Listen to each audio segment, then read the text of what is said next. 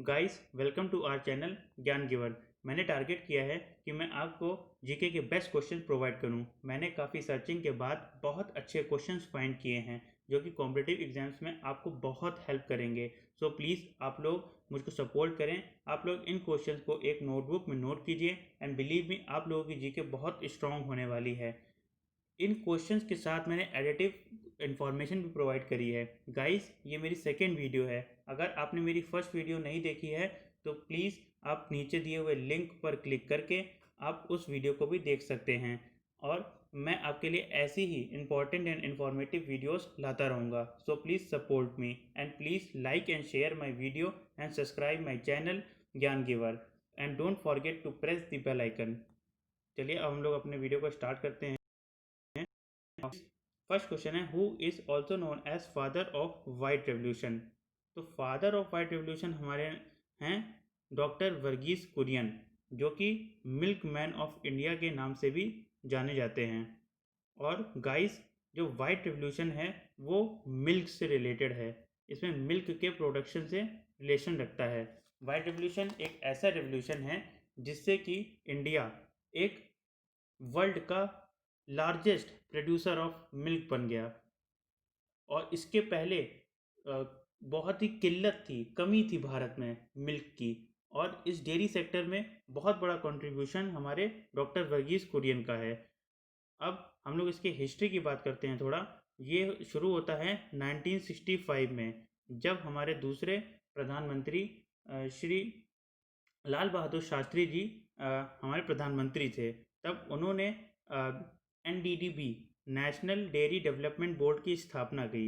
और उसके बाद उन्होंने और जो हमारे डॉक्टर वर्गीस कुरियन हैं उन्होंने एक प्रोजेक्ट को सोचा जिससे कि हमारे भारत में दूध की नदियाँ बहने लगीं। और ये जो सपना है वो जाके 13 जनवरी 1970 में पूरा होता है, जब आपका अमूल कोऑपरेटिव कंपनी जब उसकी स्थापना होती है। अमूल कोऑपरेटिव कंपनी की स्थापना जब होती है तब हमारे देश में दूध की नदियाँ बहने लगीं। कैसे बहने लगीं? जो हमारे छोटे किसान हैं वो सीधे अमूल से जाके मिलते हैं, बीच में कोई भी बिचौलिया नहीं, जिससे कि आपके जो फार्मर्स हैं उनको भी इकोनॉमिकली हेल्प की गई। और जो हमारा जो भारत देश है उसको भी बहुत हेल्प मिली। एक बहुत ही बड़ा सेक्टर बना मिल्क का। इसके बाद जो ये NDDB और अमूल दो कारणों से आज भारत एक बहुत बड़ा मिल्क का प्रोड्यूसर है। और Amul stands for Anand milk union limited. इसकी स्थापना तो वही 13 जनवरी 1970 में हुई थी। और ये लोकेशन इसकी क्या है? आनंद, जो कि गुजरात में है। और जो अमूल है उसका टैगलाइन है द टेस्ट ऑफ इंडिया। ये आपको बहुत इंपॉर्टेंट, आपको ये याद रखना चाहिए। द टेस्ट ऑफ इंडिया के नाम से भी जाना जाता है। और एक इम्पॉर्टेंट और क्वेश्चन बन सकता है कि वाइट रेवोल्यूशन को एक और नाम से भी जाना जाता है, ऑपरेशन फ्लड के नाम से। तो ये आपको ये भी याद रखना कि operation flood is also known as white revolution. तो एक ये बन गया। अब 26 नवंबर को बर्थ की वर्गीस कुरियन जी की बर्थ डेट है 26 नवंबर। ये हमारे देश में नेशनल मिल्क डे के रूप में मनाई जाती है। और जो वर्ल्ड मिल्क डे है वो 1 जून को होता है। तो आपको ये चीज़ याद रखनी है कि जो 26 नवंबर है वो नेशनल मिल्क डे है, जो कि डॉक्टर वर्गीस कुरियन की बर्थ डेट है। और 1 जून जो कि हमारा सेलिब्रेट होता है वर्ल्ड मिल्क डे के रूप में। चलिए अब हम लोग चलते हैं नेक्स्ट क्वेश्चन पे। अंडर हुम presidency did third Buddhist council held. तो आपको ये चीज़ बहुत इंपॉर्टेंट है कि प्रेसिडेंट कौन है और इसके किंग कौन है। तो ये दो अलग अलग चीज़ें हो जाती हैं इसमें। तो आपको इसमें बिल्कुल भी कंफ्यूज नहीं होना है। प्रेसिडेंट वो जो इसकी पूरी पूरी व्यवस्था करता है। और एम्परर जो होते हैं, मतलब जो किंग होते हैं, वो इसकी व्यवस्था करते हैं।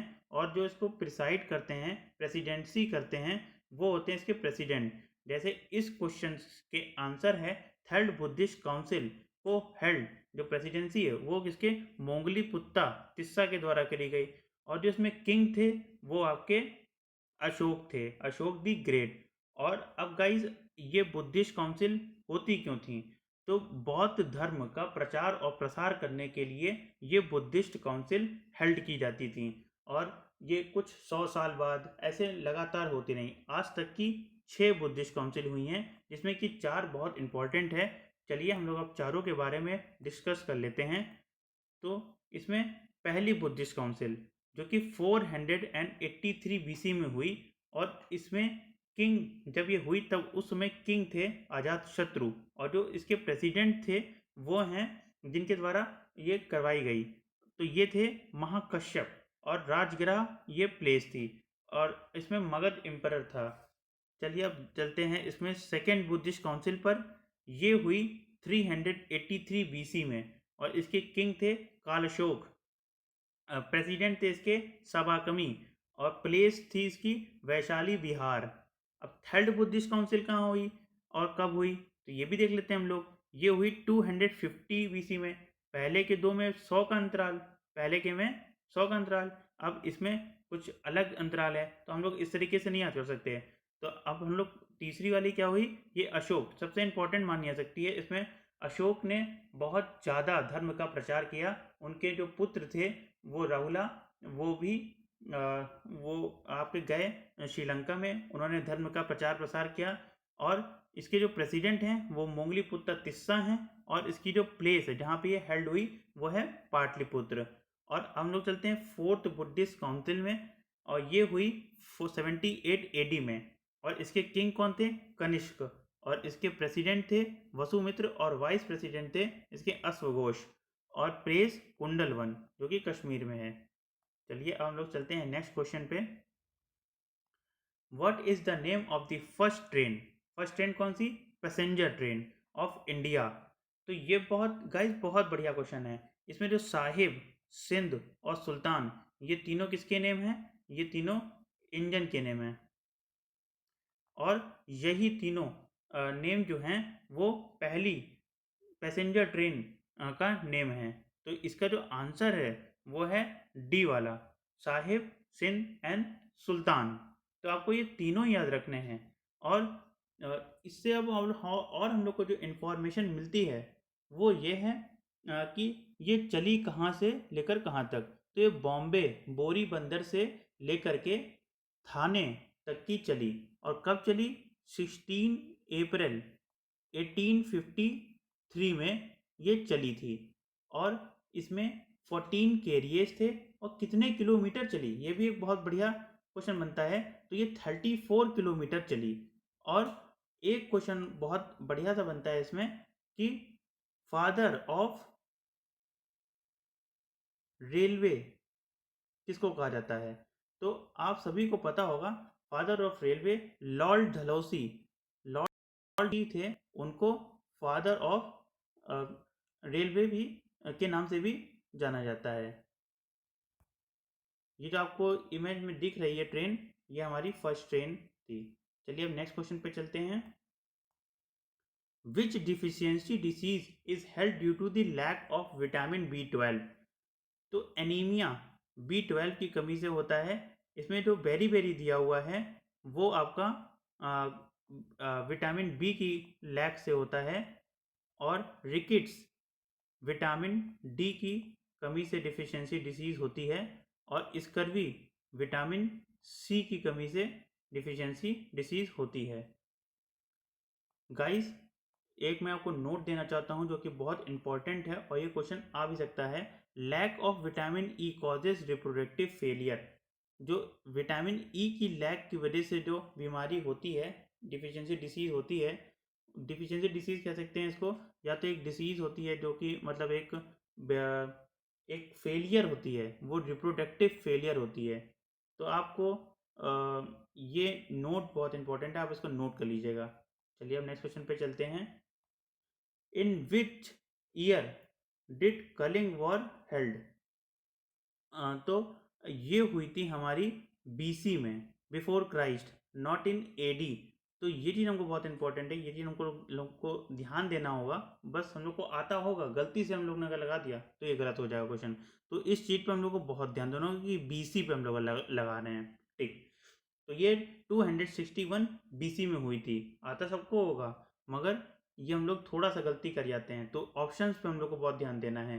तो ये 261 बीसी में हुई थी कलिंग वॉर, और कलिंग वॉर कलिंग में लड़ी गई थी। और ये हुई किसके किसके बीच में? कलिंग प्रदेश और अशोका द ग्रेट के बीच में हुई थी।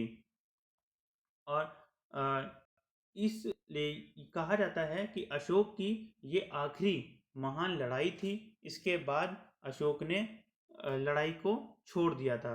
क्यों छोड़ा था? क्योंकि ये बहुत दुखी हो गए थे। इस लड़ाई में लाखों सिपाही मरे थे और लाइफ और प्रॉपर्टी की बहुत बड़ी हानि हुई थी इस कलिंग वॉर में। इस वजह से वो बहुत ही दुखी हो गए थे, और इसके बाद उन्होंने बुद्धिज़्म रिलीजन को फॉलो कर लिया था। इसकी जो जानकारी हमें मिलती है वो 13वें शिलालेख से मिलती है, और 13th rock edict of Ashok जो है उससे हमको इसकी जानकारी मिलती है। और इससे एक क्वेश्चन और बन जाता है कि जो कलिंग के जो राजा हैं उनका नाम अनंत पद्मनाभन का नाम था उनके कलिंग का। ठीक है, चलिए अब चलते हैं नेक्स्ट क्वेश्चन पे। Silent valley is located in which state? तो silent valley located in Kerala. और साइलेंट वैली को साइलेंट वैली इसलिए कहा जाता है क्योंकि इसमें एक सिकाडा नाम का इंसेक्ट नहीं पाया जाता है, जो कि जनरली फॉरेस्ट में पाया जाता है, जिससे कि बहुत लार्ज लार्ज साउंड बहुत प्रोड्यूस होती है। और जो आपकी ये साइलेंट वैली है वो कुंती रिवर के नियर रिले सिचुएटेड है। और ये साइलेंट वैली आपकी पल्लाकड डिस्ट्रिक्ट केरल में पाई जाती है। चलिए अब नेक्स्ट क्वेश्चन पे चलते हैं। नेक्स्ट क्वेश्चन है, which constitutional amendment act introduced GST? तो ये था हमारा 101st अमेंडमेंट एक्ट 2016, जिसमें कि आपका जीएसटी लाया गया, जिस अमेंडमेंट के द्वारा जीएसटी लाया गया। और जो जीएसटी है वो लागू कब हुआ, ये बहुत इंपॉर्टेंट क्वेश्चन है। तो लागू हुआ 1 जुलाई 2017 में। और जीएसटी का जो full stands for goods and services tax.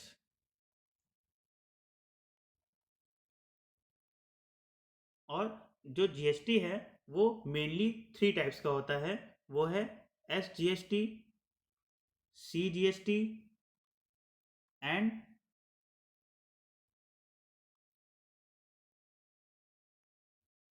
IGST.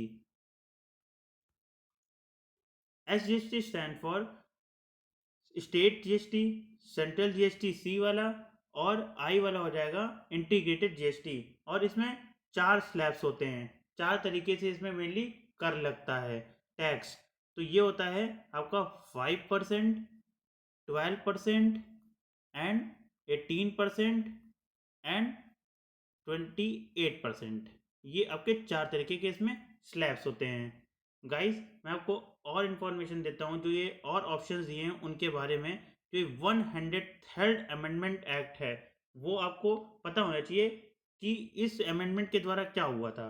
तो 103rd अमेंडमेंट के द्वारा क्या हुआ, जो आपको जो 10% का रिजर्वेशन अभी हुआ था, जो हिंदूज हैं, हिंदू में जो आपके जो नीचे इकोनॉमिकली वीकर सेक्शन है, जो उसमें जो अभी 10% रिजर्वेशन मिला था उसके लिए हुआ था।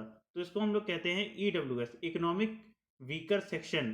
तो इसके लिए जो 10% का जो अभी रिजर्वेशन हुआ था वो 103rd अमेंडमेंट के द्वारा हुआ था।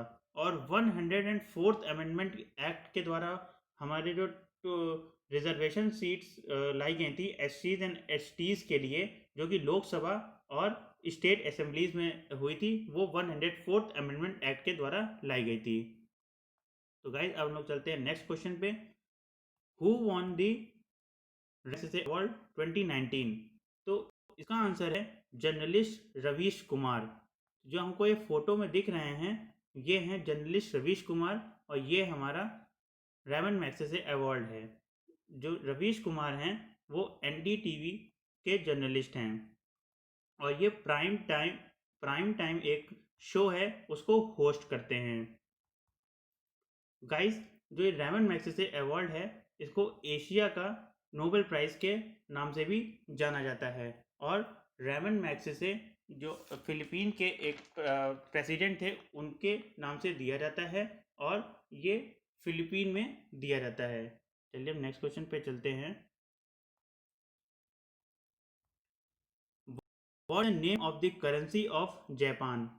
तो जापान की जो करेंसी है वो येन है और रूबल जो इसमें लिखा हुआ है वो रशिया की करेंसी है और रेन मिनबी जो है वो चाइना की करेंसी है और रियाल वो ईरान की करेंसी है। और गाइस, जो ये आपको फ्लैग दिख रहा है वो नेशनल फ्लैग है जापान का और जो आपको कंट्री दिख रही है वो हमारी जापान है जो कि आइलैंड कंट्री है।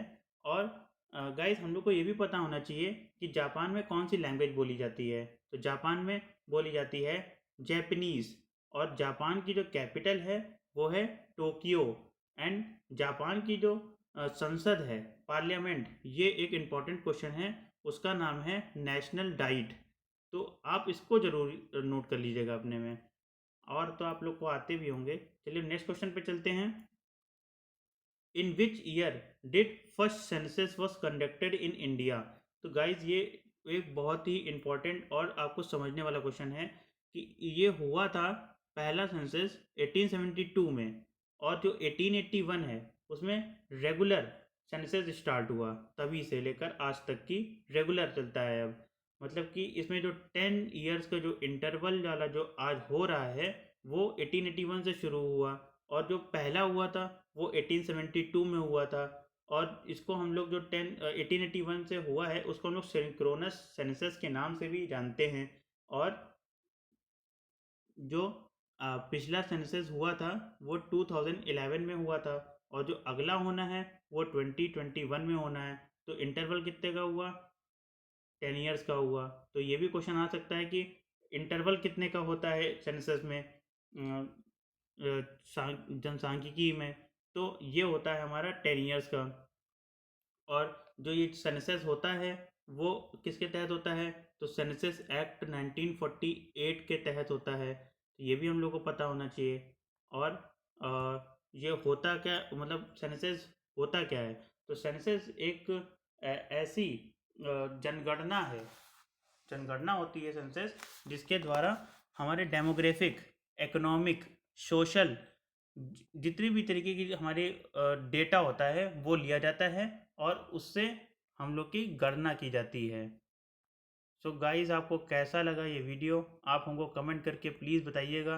And thanks for watching my video and please like and share my video and don't forget to subscribe my channel and don't forget to press the bell icon. और आपको अगर इस video में कोई भी कमी लगी हो या तो आप कोई भी इंफॉर्मेशन और लेना चाहते हो तो प्लीज़ कमेंट करिए और हमको बताइए कि मेरी क्या कमी है और आपको क्या इन्फॉर्मेशन चाहिए है। Thanks for watching my video. Thank you.